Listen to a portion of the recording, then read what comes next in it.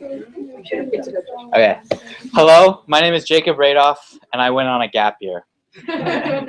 My friend Jarrett likes to tell the story of his trek around the world, giving help to all those in need.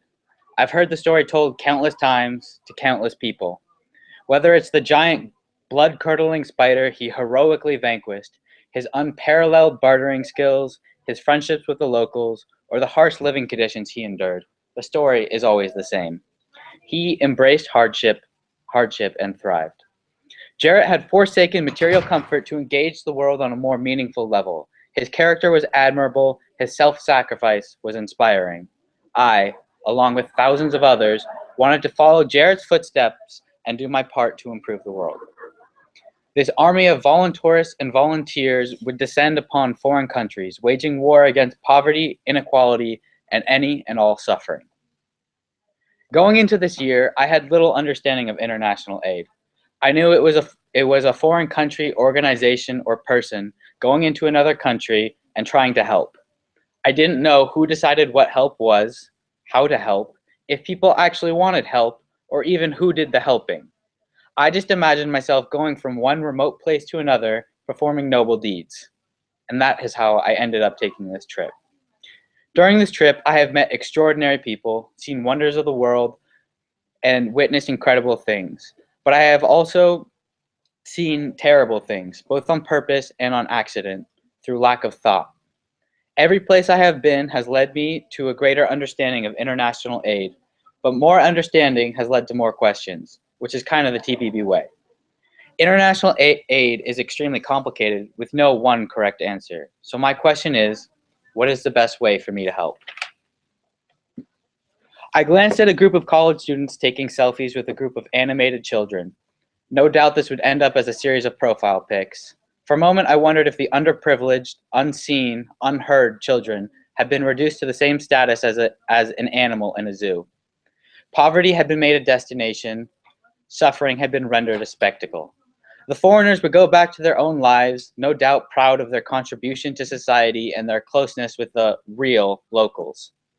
They had done their part and gotten a unique picture and story. The problem is, a picture only shows the surface, and the story doesn't end when they leave. Voluntourism almost always involves a group of idealistic and privileged travelers with vastly different social and economic statuses and backgrounds than those they hope to help. They often enter these communities with little to no understanding of the local language, history, culture, or customs. All that is understood is the misfortune and the presumed neediness of the inhabitants. For volunteers, this seems to be the only requirement. Simply being American with a desire to help is deemed sufficient credentials to save the country from the depths of poverty and to fix a system that oppresses them. However, most people are not qualified for the jobs they are given. I am not a teacher. I just barely got through school myself. I am not a carpenter. The most I've built is a first-grade birdhouse. My cactus is shriveled up next to my window as a constant reminder that I am not a farmer. And yet, I am given free rein within these countries. I am uncomfortable with the hero's thanks that I received from my negligible work. Unable to speak the local language, I often attempted to communicate through smiles and a rough sign language, which only heightened my fear of being a white savior. I can't help but wonder if the roof I helped build will protect the family from the rainy season. I can't help but wonder if the trees I planted will live long enough to bear fruit or to be used as timber. It turns out I am not the best person for these tasks. I was surrounded by people more skilled in all of these tasks. Essentially, there was no point for my being there.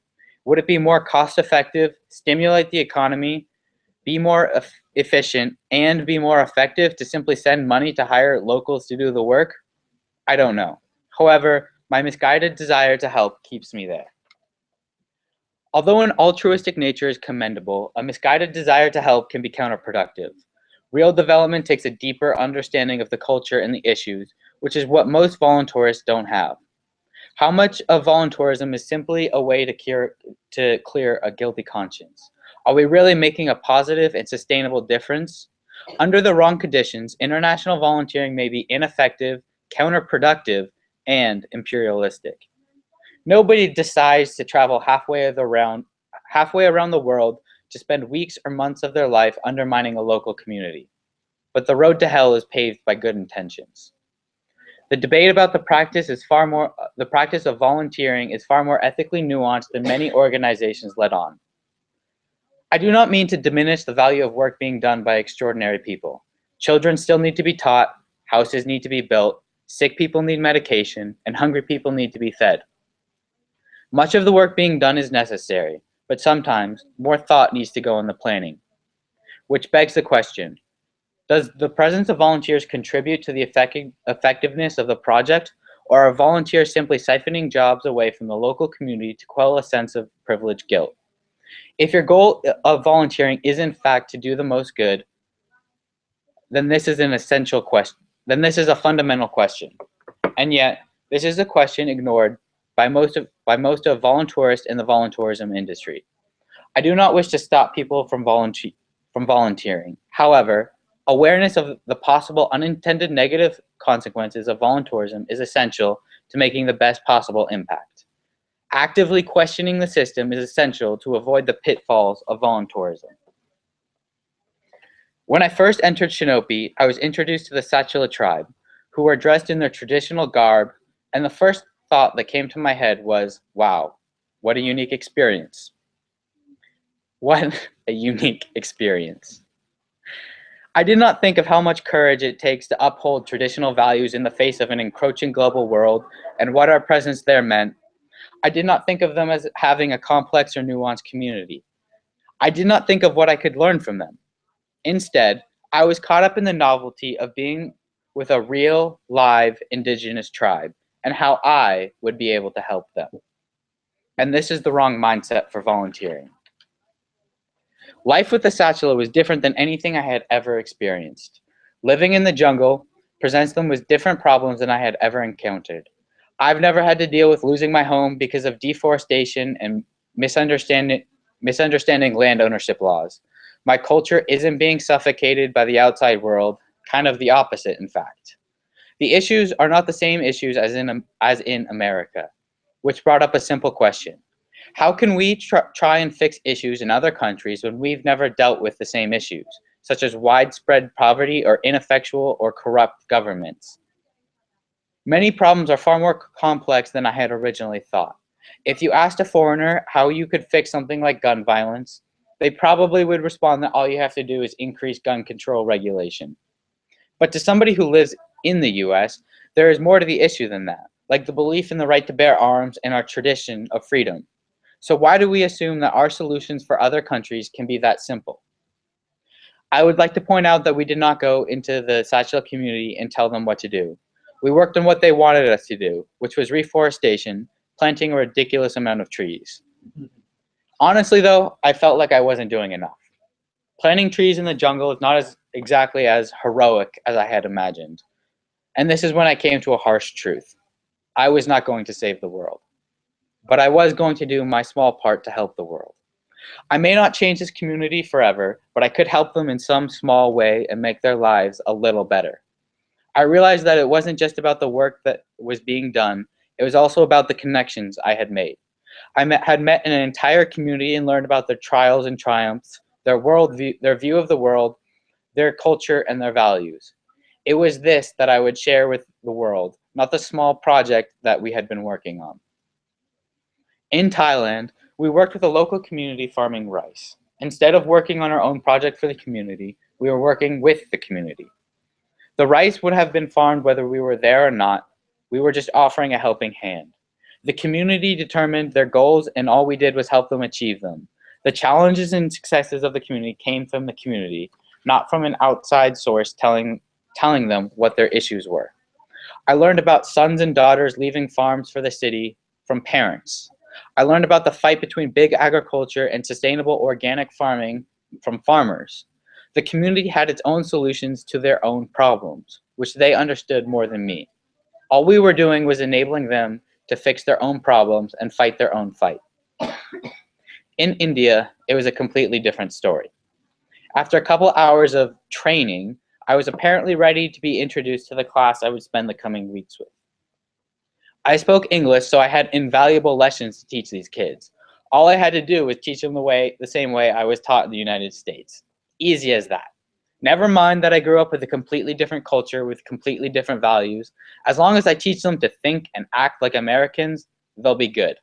Don't worry about how I don't know how to teach. Just hearing English is the most valuable skill they can learn. My first day of teaching was supposed to be just an observation day, but Sean and I entered the room and found 25 kids staring at us expectingly. The teacher had heard that we were coming and had decided to take a break. Simply by being there, we had disrupted the system, not because of anything that we did, but just our presence. The problem with this system is that it creates schools that are dependent on future volunteers. Instead of working with the teachers, we had replaced them for only a couple of weeks. After a few weeks of teaching and connecting with these kids, we left. We weren't working with the teachers to create a better curriculum or better teaching methods. We were just covering up the hole in the wall, and not even well, but when we left, nothing had changed. While in South Africa, I learned about the importance of a holistic approach to development. Many organizations work on a single objective for the community, working under the assumption that if you build it, the rest will follow. Fantastic schools were built that didn't have funding for teachers or a method of keeping kids in schools. Houses were built for people who could not afford to live in them. Medication was given to people whose immune systems were compromised from malnutrition and lack of shelter. Treating just a symptom does not necessarily help the root cause. Sometimes multiple factors lead to a single symptom. Plet Aid, a hospice care organization that we worked with, believed in treating the whole person, not just the illness. The caregivers that worked to treat illness worked to treat the illness, get food on the table, make sure their home life was in order, and much more. They worked tirelessly to help the whole community. They were in the streets spreading awareness and went into people's homes to help. They were doing incredible things. So where did I fit in? I think my purpose in volunteering at Plet Aid was to learn, not to help. And this was extremely frustrating. Seeing people in need, my first reaction is to help and to do all I can. Helping was what I was there for, and anything I can do is good, right? But doing real good takes real understanding, and so I was sidelined. At first, I was bitter by how little I was helping, but then a funny thing happened. Instead of charging in headfirst without thinking of what I was doing, I listened, and I began to understand. A patient is not someone who has AIDS. It is a person living with AIDS.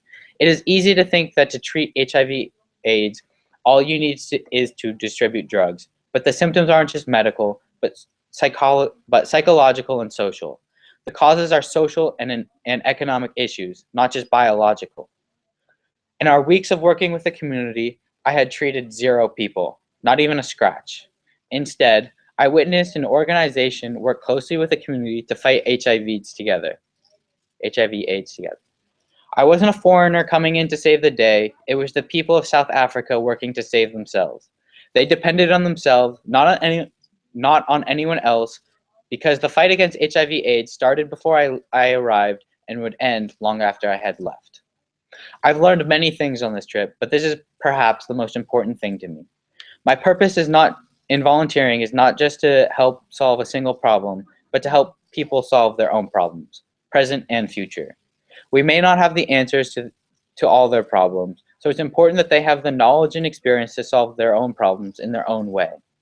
Volunteering is not about helping, it's about empowerment.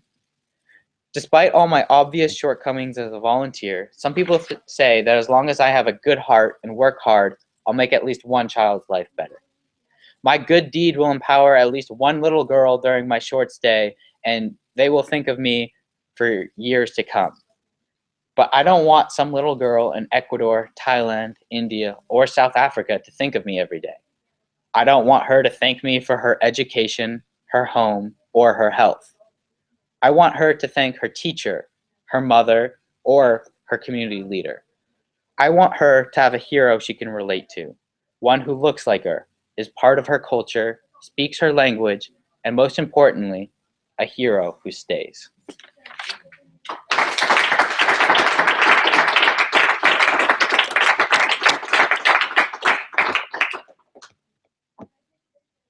Questions or comments? Yeah. Well, first first things first, I'm impressed with the critical thought that you needed to kind of address the issues with volunteerism on like a philosophical level coming out of this trip. So I think that was a really great speech. But on top of that, I feel like there's an irony here.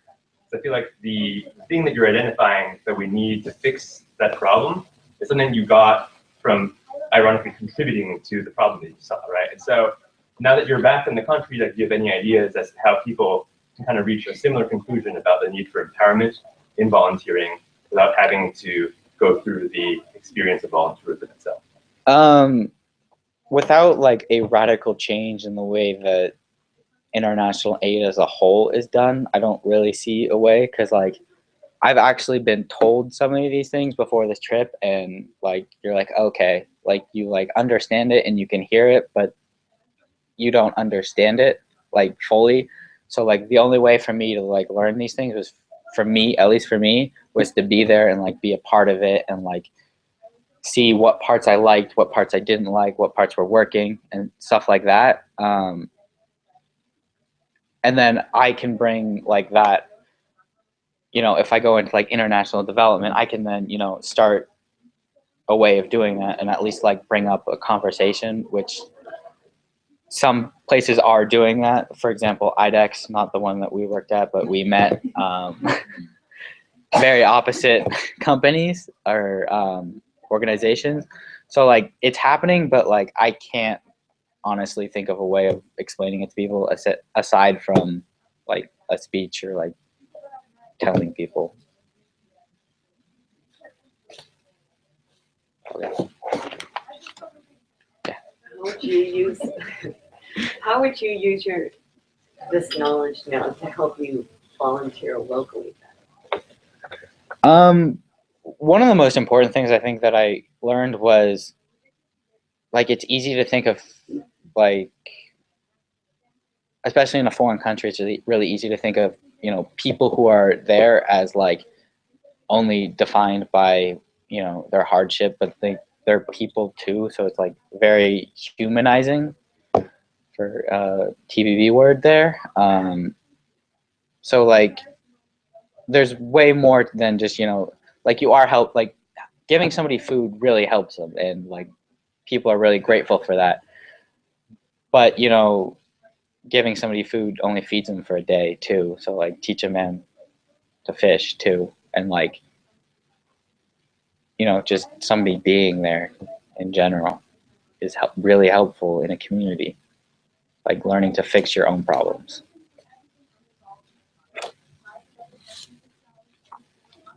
I graduated from TBB 2 years ago, and I just want to say that a lot of what you're grappling with and that you just spoke on is something that I really struggled with on my process, and something that I still do as well, and especially in India. I fell in love with the little girl, and we were so fortunate.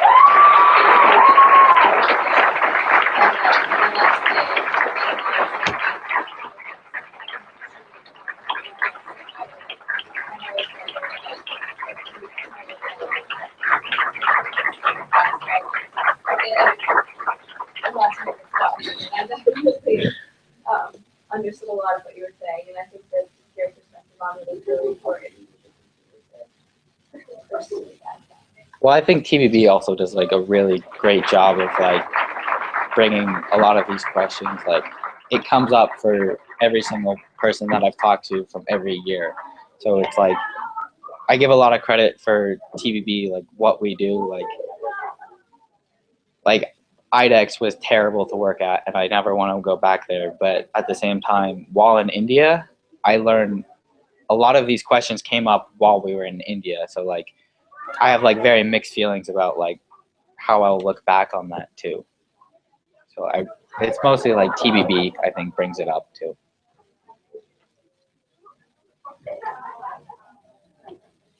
Okay. Do you think a lot of these issues are persistent because you are from outside the country, or because they're different cultures? Because a lot of times when volunteers exist in the US, people go from one side of the city to another, like the rich side to the poor side, and still impose this kind of complex. Do you think these are persistent only because you felt like you went somewhere else, or they're like long-term systemic issues? I think it really depends on the person, because like you can, somebody may live there and they might look different and like they're not accepted in the community just because of the way they look like, and that may just never change in that but like being there will help that community in the long run. But like it's also like even in the US, like you have different reasons for trusting people, culture, race, class. I was just talking about this with mom. Like it's not just like foreign, it's just like, are you accepted into the community? Are you part of the community? Do you understand what they're going through? Like, so for like, and towards the end of like each country, we were way more accepted into the whole community than at the start. So like at the start of South Africa, we were the foreign people who were working in the community. By the end, like if I was just walking through New Horizons, like people would say hi to me too, not just like they know like who I am a little bit at least.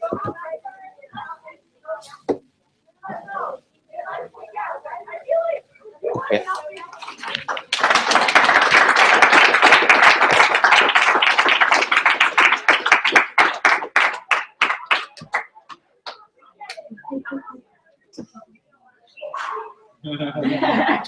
Good job. Very